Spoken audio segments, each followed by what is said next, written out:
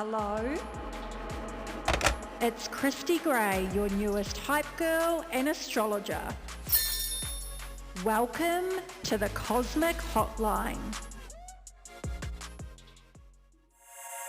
Hi gorgeous, and welcome to this week's episode of the Cosmic Hotline. This week's episode is a live session with Emily. Emily submitted a great question that involves ADHD. Now, I mentioned early on in this episode, I'm not a health practitioner, nor am I trying to be. Instead, we explore this through an astrology lens to help Emily make sense of things, as she loves astrology. If ADHD or some of its symptoms is something you'd like to learn more about, I highly recommend the book Stolen Focus by Johann Hari. Shout out to my girl Stacey for the recommendation. In his book, he spends a lot of time unpacking ADHD alongside a variety of other concepts in the modern world and why ADHD could be related to trauma. Thank you for your openness in this conversation, Emily, and let's dive in. My question was how does ADHD symptoms work in with natal charts and astrology and star signs and stuff? Because I struggle myself with a lot of ADHD symptoms, and I'm actually in the process of getting an ADHD assessment through a psychiatrist, and I struggle with it a lot. So I just want to know how they tie in with each other, and does one influence the other, or want to open up my world a bit more?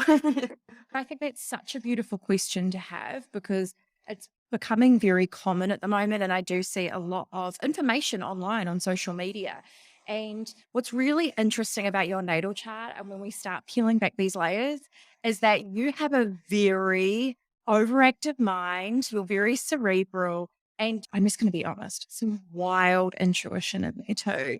Because you're quick to act, you're quick to think, and we need to talk about all of this. And I'm going to give you the insight as to what I'm seeing through an astrology lens, and then I'm going to give you the planets and the connections between them as to what I'm seeing. But I have to also be really honest. For anybody listening, I'm not a practitioner. I'm not here to take away Emily's diagnosis. I'm also not here to diagnose this through an astrology lens. But what I love doing is using our natal charts, because astrology is a language and it helps us make sense of things. So that's my goal for you today, so that you can go, okay, I understand where this is coming from. Yeah, no, perfect. Because I can see some of them already, the impulsivity and stuff. Is that part of the ADHD? Just being really quick-witted and overactive mind and makes decisions really fast. And sometimes you get decision fatigue. And I'm really interested to see how it all ties in. So what I'm going to do, I'm going to start diving into this. You can check in with me and ask questions throughout, and I'll gain your insight too, because astrology, it is collaborative. So you can give me the insights through an ADHD perspective and precursors for that. And then I can go, okay, well, this is what I'm seeing in your natal chart. So first up, you're actually a Gemini sun, Gemini moon, and you were born around the time of a new moon. Did you know that? Yes, I did. How awesome is that? I got really into astrology a while ago, and I searched all my family members, moon signs and everything. And I was like, this is the moon that you were born under, and this is the moon that you were born under.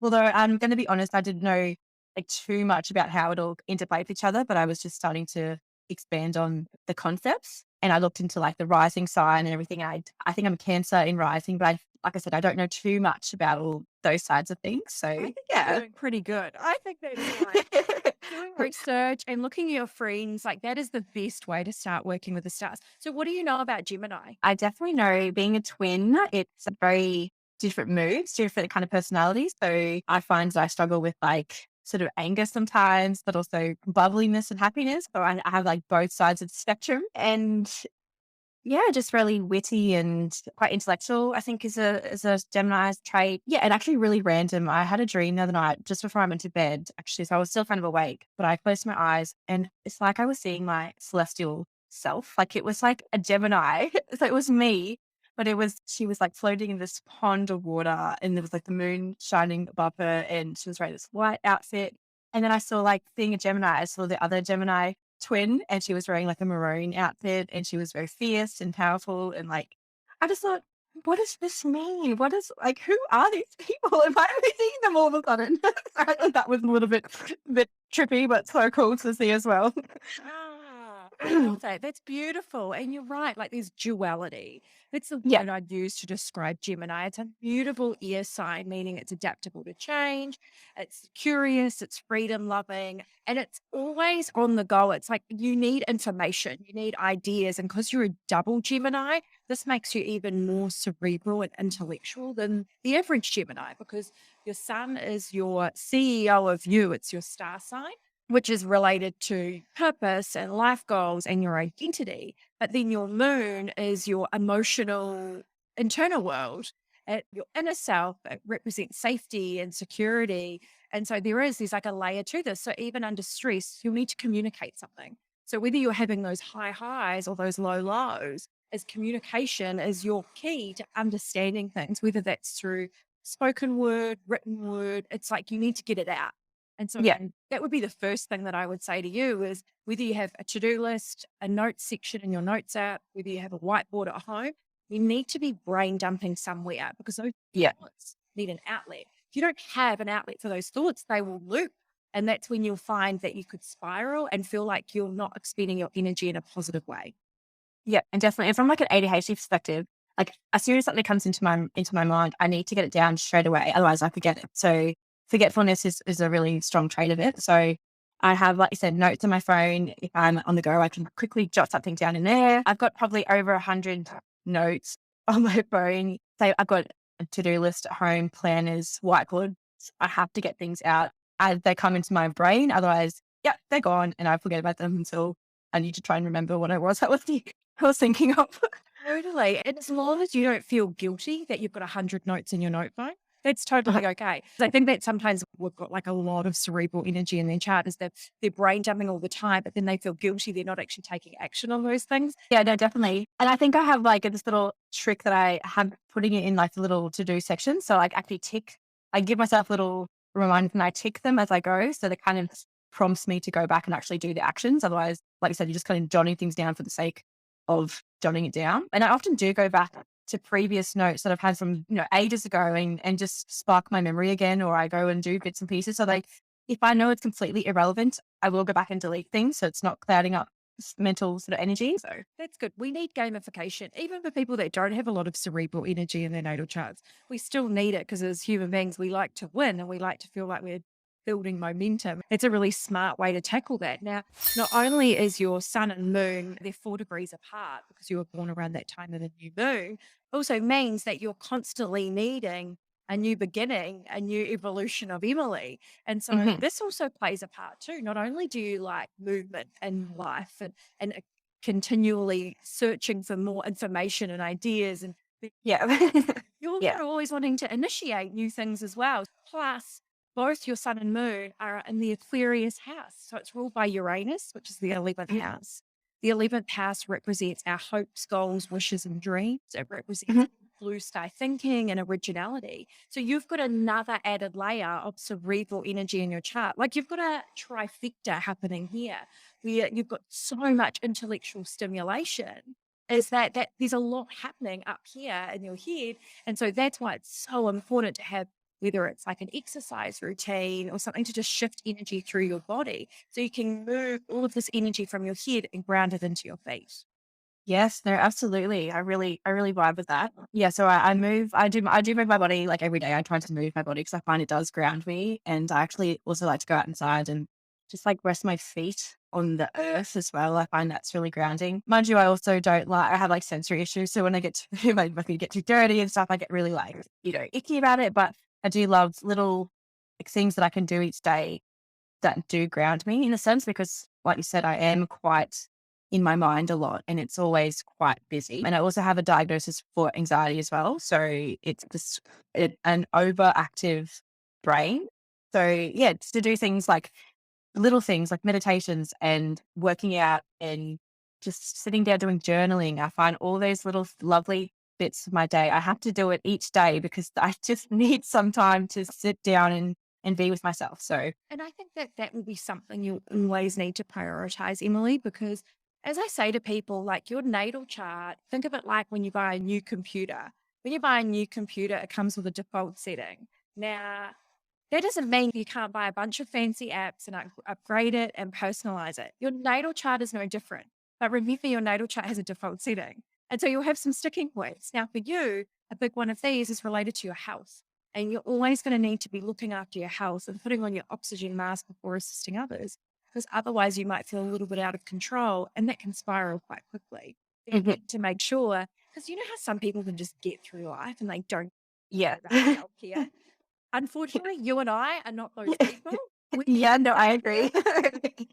I always joke that I literally need like daily me time every single day. I have 2 kids as well. Some mums just take self-care as a luxury, like, "Oh, I don't have time for self-care." I'm like, "Oh, no, I make time because I need it. I need it. Otherwise, I can't show up as the mother I wanna be. I can't show up as the wife I wanna be or all the other hats that I wear." So, definitely find self-care and me time is very high on my list. I'm so glad to hear that, because that's just something that you're always going to have to be really mindful of, whether you're in mum mode or whether you're in work mode or household mode, is that self-care. It's like knowing what your bottom line is, and whether it is just stealing pockets of time in your day, because I'm also a realist that, especially as a busy mum, that you don't have the luxury of like sitting down for hours a day, meditating and going for beach walks. It's Yeah, sometimes can definitely. be as simple as just finding those pockets of stillness to go, I just need to take a break. Yeah, and I think I tend to gravitate more with, like, pockets of time because, like, with, like, ADHD symptoms, I can't do the same thing, like, at the same time every single day. I can't, like, in one like, your routine's differently every day. So I sit down at the start of the week, and I can realistically think when I could allocate certain self-care things of each time of the day. I'm popping in with a quick public service announcement, and that is the most important part of the Cosmic Hotline is you. Have an astrology question you need answered? Nothing is off limits. Whether it's a question about your natal chart, the 411 on Mercury retrograde, or what is the significance of a particular transit or activation. Submit your question today with no strings attached, or select the option to have your question answered live, just like an astrology session I'd have with a client. Text or call 043 17 Venus or submit your question via the show notes below.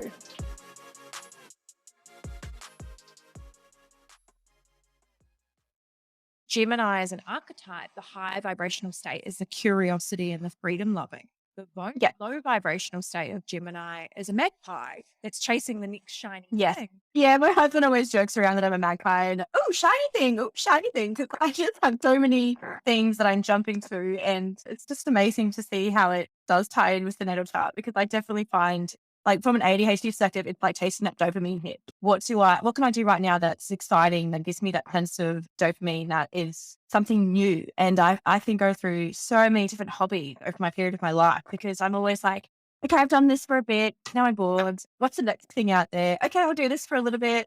No, it's not my thing anymore. And yeah, so I can definitely vibe with the whole magpie concept. As long as that's not hurting you or anybody else, that's okay. Like, you're Yeah. allowed to pick things up and put things down. I think we get so tied to societal expectations, like we have to see something through to completion. And look, I'm a big believer with that concept with some things, but if it's coming to your hobbies or how you approach your health, as long as you feel good about your circumstances, that is all that matters. Yeah, definitely. And like from like a workout perspective, like it took me years to properly get to a routine that I was consistently doing it, because I found a routine that was sustainable for me. So I like to mix up my workouts. I can't do the same things for so long. So I've done so many different programs and stuff.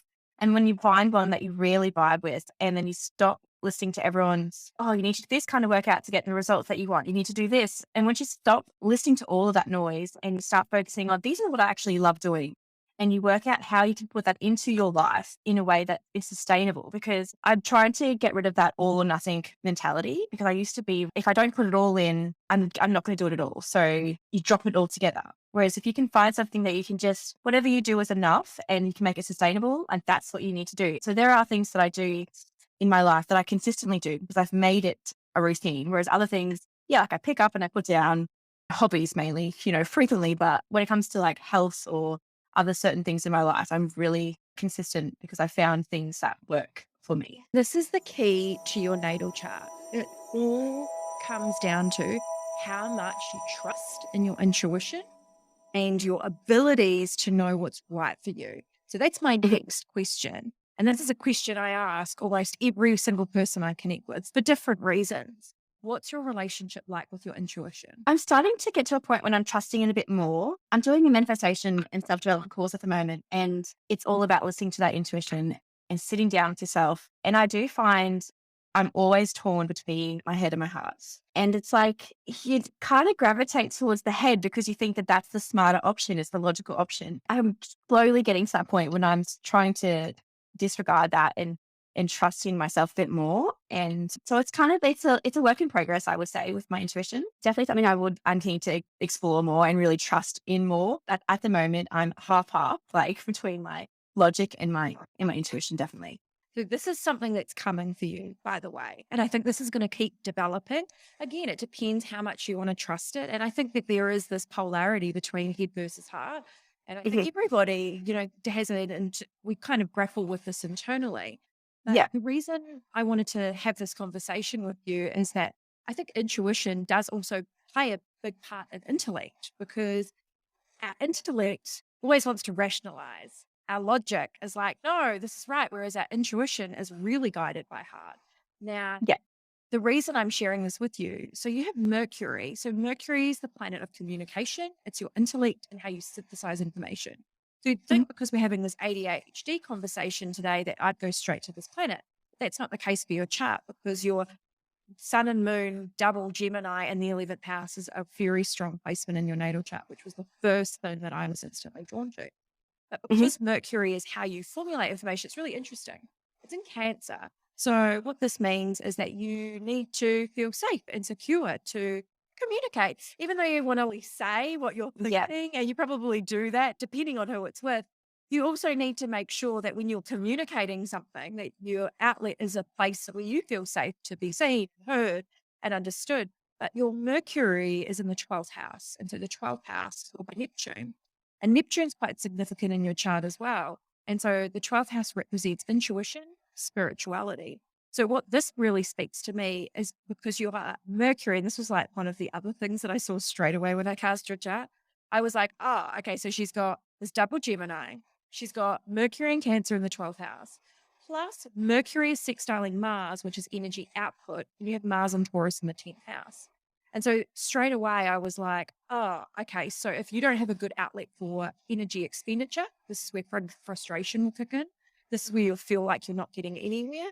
This is where you'll also feel like you'll want to stay in escapism and imagination rather than taking action. And this might have shown up at different parts of your life. So it does mean that you've got this amazing imagination, but you also have this ability to connect with your intuition. But it's up to you how much you want to open the door and connect with it and trust it.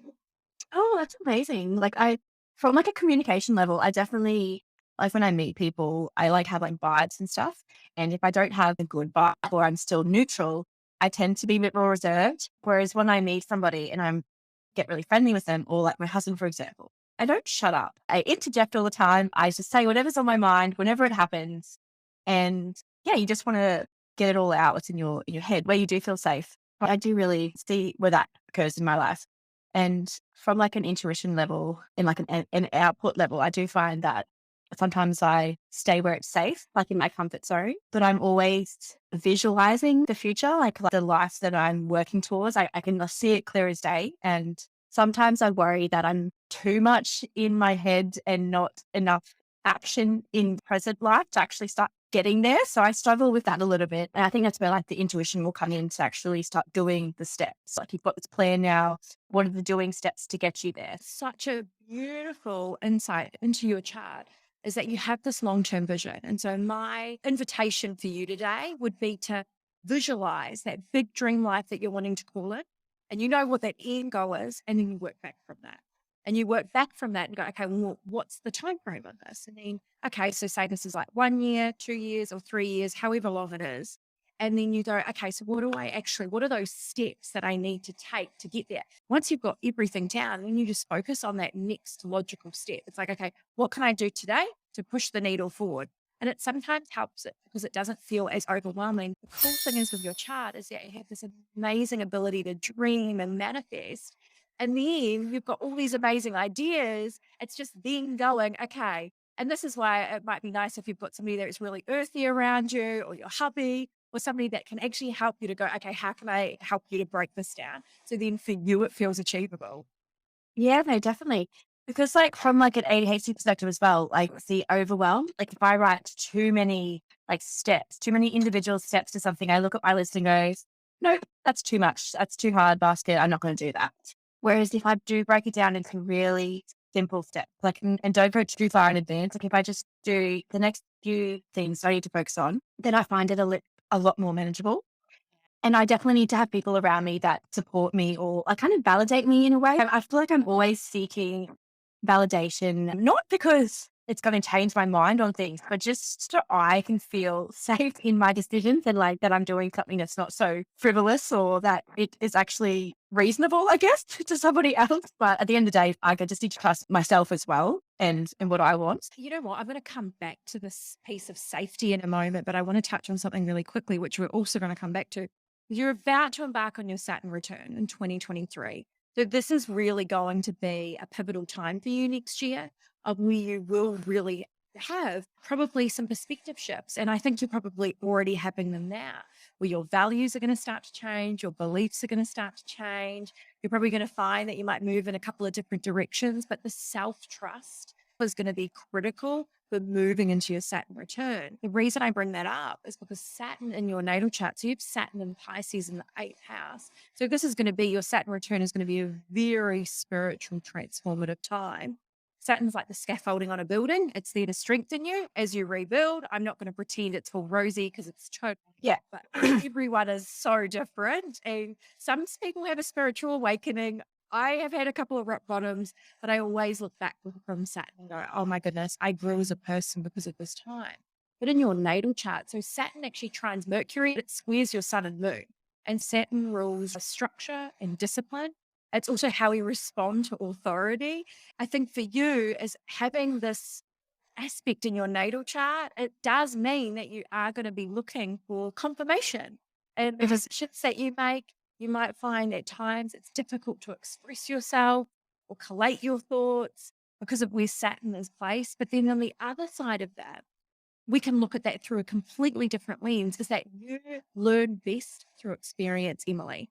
So you have to experience something to understand it and then move through it. So if somebody told you what to do anyway, it wouldn't be right for you. Emily and I spent the next 20 minutes exploring her purpose. She shared with me her dreams for the future and some of the challenges she's experienced. Listening back to this conversation, I'm sure Emily would agree that she had a lot of aha moments from our conversation. I even received a sweet message from her after we recorded this episode on how she's been trusting herself more and believing in herself. Gosh, babes, this is why I do what I do. I want you to always trust in you, the journey that you're on, and use astrology as a way to understand yourself, the people in your life, and the world around you. Before I finish this episode, I wanted to leave you with these words I shared with Emily towards the end of our convo. You need to really lean on your inner resources, lean on your resilience, how you emotionally regulate, like you've got to trust yourself.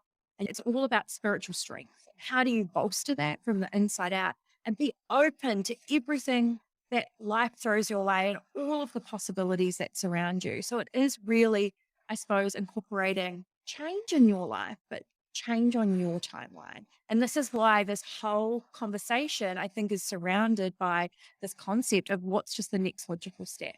Whether that's through your diagnosis, whether that's how you tackle your day, is that you need to do things on your timeline because that helps you feel safe, helps you to feel secure, stops the overwhelm, and it also means that you're building momentum in your life. Thank you for tuning into this week's episode. If you love the Cosmic Hotline, it would mean the world to me if you rate it and hit subscribe. I'll be back next week to give you the 411 on the full moon in Pisces, plus help you prepare for Mercury retrograde and how you can navigate it like a superstar. I'll see you next week, babes.